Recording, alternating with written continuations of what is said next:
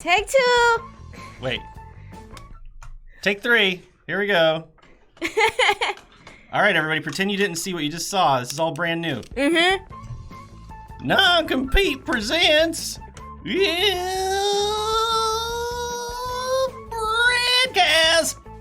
And now, here are your hosts, that rootin' tootin' sheriff of communism, Luna Nguyen, and Deputy American Johnson. Yeah! Oh, you traitorous snake of a coyote's. I don't know. I lost it. You know, take two's never good. Hi, everybody. We're back, and I think we're not echoing now. I am American Johnson, if you forgot who I am. We will continue, no matter what, to do our weekly videos on YouTube. No question about that. Our regular, just pre-recorded, produced videos will definitely continue to go on YouTube. Nothing's changing about that. As far as streaming, we haven't made up our mind yet about whether or not we're going to go to Twitch. I resisted Twitch for a long time. I just wasn't interested, mostly because I'm trying to deplug from social media in general anyway, you know what I mean? But so many people were going on Twitch, and then the Surfs were doing these cool streams. I think they're some of the kind of pioneers that I know of in terms of big YouTubers going over to Twitch. And a lot of Twitch streamers are coming over to YouTube to do like VOD video on demand stuff. So there's like a lot of migration happening. But I completely agree that they're both shit corporations. But there's just a lot of activity happening on Twitch right now. A lot of leftists doing some really cool stuff on Twitch. We kind of want to get in on it. I've had a lot of fun doing the slowdown. So we're just trying to figure out the best course of action here, basically. The channel has been suffering. Yeah. And we're like way down. Like I typically, before all this stuff started up, if I put a new video out, right, like my weekly video, I would be disappointed if I had like 10,000 views. And I just put out our new weekly video, and so far it's up to like just over 2,000 views, which, hey, there's plenty of YouTubers that would kill for 2,000 views. I'm not trying to like, I know how this probably sounds to some people, but think of the drop though, from 10,000 views being disappointing to like 2,000, it's like 2,500 views right now. It's like 1/4 of the views we usually get. Our monetization is like non-existent now. It's fine. We planned for all this stuff. That's why we took the side job to kind of like buffer it. But that's gonna, it's just a rough patch. And I don't know why I'm A, complaining just because I want to complain. But B, also, like, if you're planning on trying to get into YouTube professionally, the algorithm is just a harsh mistress. In the most recent episode of The Slowdown, we talked about this a little bit, about rural comrades and what we can do to bridge that gap. Well, when I was a kid, I grew up mostly in the suburbs, but I lived in the countryside for a few years. And my family's all from the countryside, so I've spent a lot of time in the countryside. And it's a different situation. It does tend to be more conservative in the U.S., at least. Although, it's also very working class and poverty-stricken. So I think there's a tremendous amount of opportunity in rural areas. I think that there's not enough activity, with trying to help those people. Now, there's also a lot of people suffering tremendously. In rural South Carolina, where I'm from, there's more poverty than I've ever seen anywhere in Vietnam. I mean, it borders like some of the stuff I've seen in like Myanmar. Yeah, I mean, really? Like, I know that there are people in. This was about 10 years ago, the last time I was out there. But there's people that don't have running water. There's people that don't have electricity. There's a lot of elderly people who don't have access to food. And like in the cities in the U.S., they have these. Some cities have these very poorly funded programs where they'll drive around and give food to old people because they can't like leave their houses very easily and stuff. Right, so they have that in the cities. They call it Meals on Wheels and stuff like that. So, do they do that in Vietnam? They'll like deliver food to elderly people or whatever. It's more of a family. I don't know how that works, but anyway. So, there would be a kind. Usually, the neighbor, one of the neighbors of that old lady, would cook food like fresh. Every day. That's actually something I saw in a. I've told this story many times, but when I went to like a neighborhood association meeting, it was like a neighborhood communist ward meeting, and they all were just like, hey, there's this old man, he needs a place to live and food, and they all just kind of worked it out. But anyway, so they have these services in the U.S. that deliver meals to old people, but in the countryside, they don't have anything like that. And it would be like pretty difficult to supply that under capitalism because they're so spread out. Yeah. So I know that like food stability with elderly people in the Silver countryside. Spook said that Really bad. his friend worked for Meals on Wheels for a while. Oh, really? That's it. Yeah, they didn't have Meals on Wheels in Columbia where I lived in South Carolina, but they had like similar. I worked with the United Way a lot, and they did a lot of like food stability stuff. A lot of food pantries. I worked with a lot of food pantries, but I never really dealt with the Meals on Wheels kind of stuff. Sarah Sunflower is absolutely right about the corridor of shame, and I actually lived in the corridor of shame for 1 year. I went to a fairly nice like private school. So here's the way it worked. There was de facto segregation. I talked about this in another video too. Mm-hmm. There was basically segregation between like all the black kids went to the public school. Really? Yeah. And then I went to this little private school that was pretty much set up specifically for segregation. So there were like maybe in the whole school, it was K through 12. So like all grades.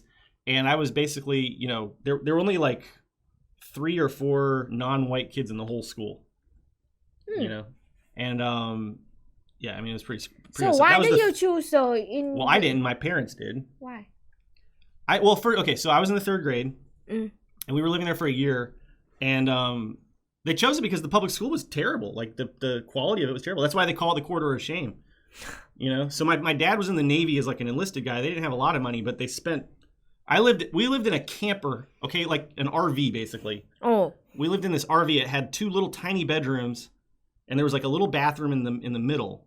I mean, and when I say the bedrooms were like as big as our studio here, like I could probably spread my arms and touch both walls. It was so tiny. We lived in that for a year. It was like parked behind my grandma's house. Oh, really? Yeah. So instead of spending money on rent, my parents put it into this school. Aww. It was weird. It was a weird. I hated that year too. I hated the school. It's totally opposite in Vietnam. The kids were jerks. The teachers were jerks. They could beat us. They had permission to hit us. What the? It was awful. Patrick Henry. It's so different here. All hail the Patrick Henry Academy. Okay. So that was one chapter of my childhood in the corridor of shame, which is just a disgusting place. It's just the way that they treat people in the South. All right, so you broke character, Luna? You're breaking character? I like my hat. I'm gonna keep it on. It's kind of shading my eyes from these bright studio lights, like a rhinestone cowboy. So yeah. So like in Vietnam, everybody would try to go to the public school because like it has a better service. Really? You don't want to go to the Vina Milk School? No. There's a milk company in Vietnam that has a school. Public schools, they have better teachers. They have a cheaper program. Imagine that you're an executive at the Vietnam Milk Company and you're like, we've got to diversify. We need more sources of income. We're a milk company. What can we do to expand our business? Build a school and all the students will drink their milk. Let's build a school. They have a Vina Milk School. I know, it's TH Milk School, not Vina Milk. TH Milk School. TH Milk. Like a private school owned by a milk company here in Vietnam. So there's definitely a fair bit of capitalism over here. Do you like Breadcast? Yeah. I'm quitting. I'm hanging up my hat. Now even Luna's being a dick about it. All right, let's try this one more time before I completely delete all my YouTube channels and go become a monk or something.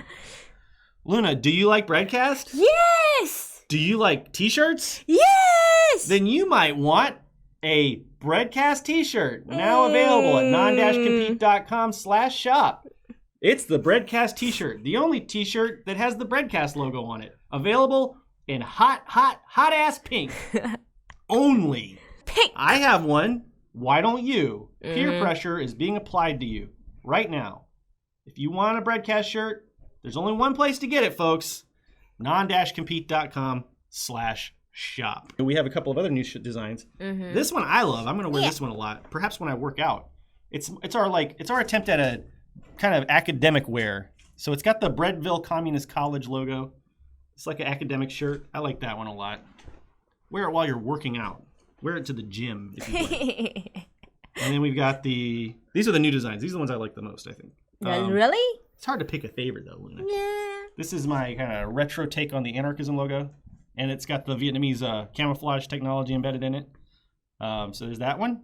This is available in yellow and it's supposed to be neon green. Neon green. This one's like yellow. See, on the screen, it's a little bit like transparent on the blue. It's not real. That's false advertising. The shirt you receive will not be transparent. Because if yes, we would already be rich, billionaires. We would sell it off to the Pentagon. And they'd use it against all of us communists. Okay, and this is the last one I'll show today. I love this one though. This is the. It's hard to see in the lights, but it's the. We call it the tequila sunrise of communism. Tequila sunrise. I designed all those shirts. And so far we haven't made any money, so I designed them for exposure. So far, Camazotz did this cool thing where it was like a donation for a free shirt for somebody, right? Like a giveaway. Very cool, very nice thing to do. And so we were on the Slowdown Twitch stream, and we were trying to do that. So Camazotz had this whole thing where it was like a random giveaway, and like, so it was like you just have to answer a question, and then you get the shirt. We did it like with 3 or 4 people, and each person who had the opportunity for a free non-compete shirt just was like, no thanks, give it to somebody else.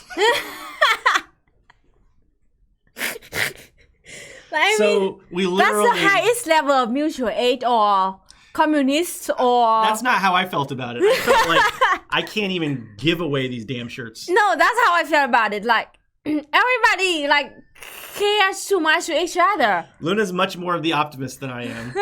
I was just very sad. So Camazotz did it again, so we could do it right now. Yeah. So who wants a free shirt? We want to do a free shirt giveaway? I wish we had a... I'm going to get rid of this banner now. Hey, so why don't we... I'm thinking about this. Somebody? Everybody just Twitch choose a YouTube. Random number. And whoever is closest without going over, like Price is Right style? No, I'm thinking about choose a random numbers, and then we will run the time running and stop randomly, and then choose the person with what? The right number. You're the same number. Are you talking about time? Like, no. You're talking about a time number? Like a no, 10:55? No, it's about like 1, 2, 3, 4, 5, 6 so fast. Remember the website that last time you did? Like they just random numbers. And then we push stop, and then it will stop in one number. This is such a Marxist-Leninist idea. Assign everybody a number. Everyone will be assigned a number. I don't understand. How do we link the number with the name? So like, see, people are choosing a number, and then we will run that, and then stop randomly, and then everybody who has the same number will do it again. We have to set the number range. Luna, you don't understand what I'm talking about? Do you know how many numbers there are? There are an infinite number of numbers. No, we have to set maybe from 1 to 20. And then what? And then people just randomly type a number? This sounds so complicated. There's got to be a simple... Well, show me how you would do it. Demonstrate it. So, like, the range... the range is from 1 to 20 or something. You chat them, the text them, and then we will run that. So everyone's just going to spam the chat with numbers for the next, 20 minutes. Is that your idea? And then we do a random number generator, and we just pick the person who spammed the appropriate number? You don't like that? It's okay. I'm not necessarily opposed to it. It just seems... Okay, so the number's 1 through 100. What if nobody picks the number that we randomly generate? Just try a second time. This would be infinite Breadcast. This is such an elegant system, Luna, that you've come up with here. If you have a better idea, bring it down. No, we'll do Luna's incredibly clunky random number generating idea. That's what we'll do. I'm going to give everybody 1 minute, and then after that, stop typing numbers. That will be the range. If you want the shirt...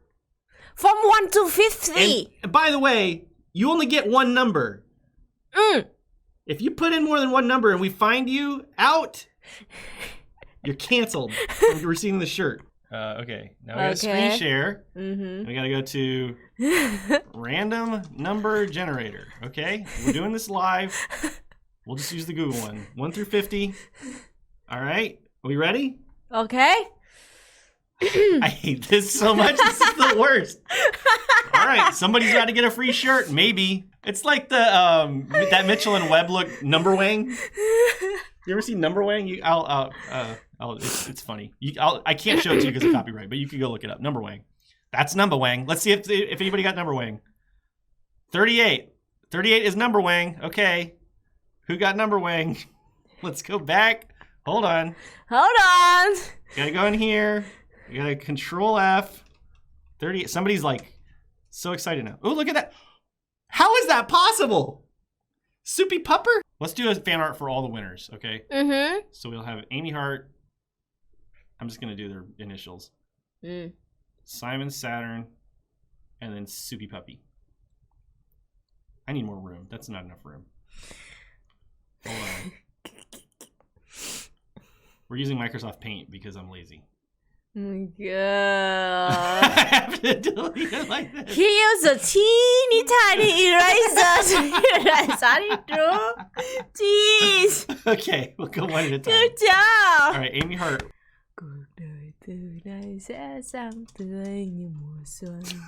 There.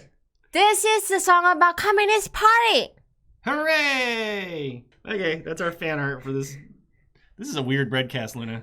Yes. I don't know how proud I am of this one. Me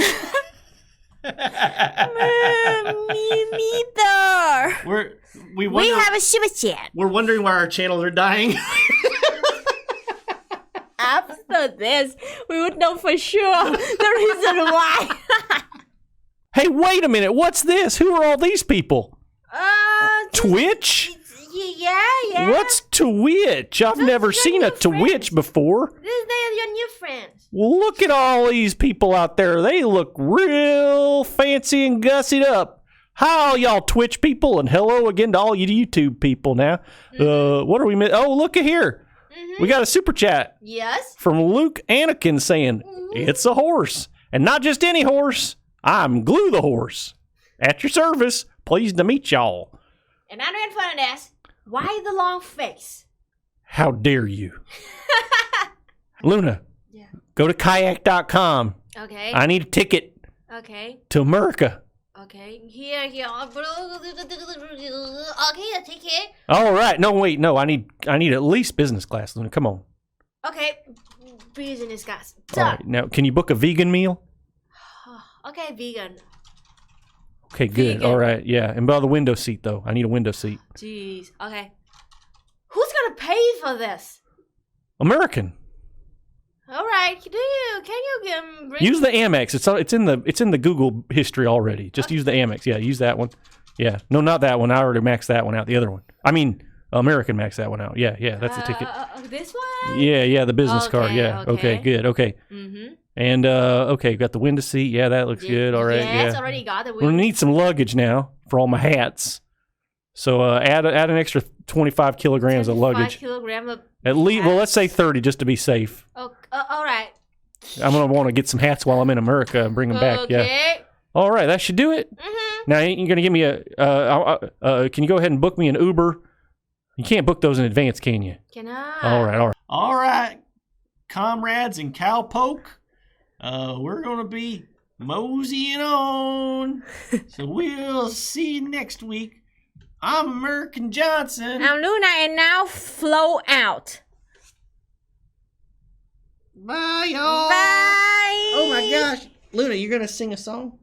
Mùa hoa lê khi mà nở ở quê ta miền đất đỏ, thôn xóm vẫn nhắc tên người anh hùng đã chết cho mùa hoa lê khi mà nở, mùa xuân lan tràn xứ sở, thôn xóm vẫn nhắc tên người anh hùng đã chết cho đời sau. This feels actually very good for my back. Really? Yeah. Bye, everybody. Good night, everybody. Bye-bye.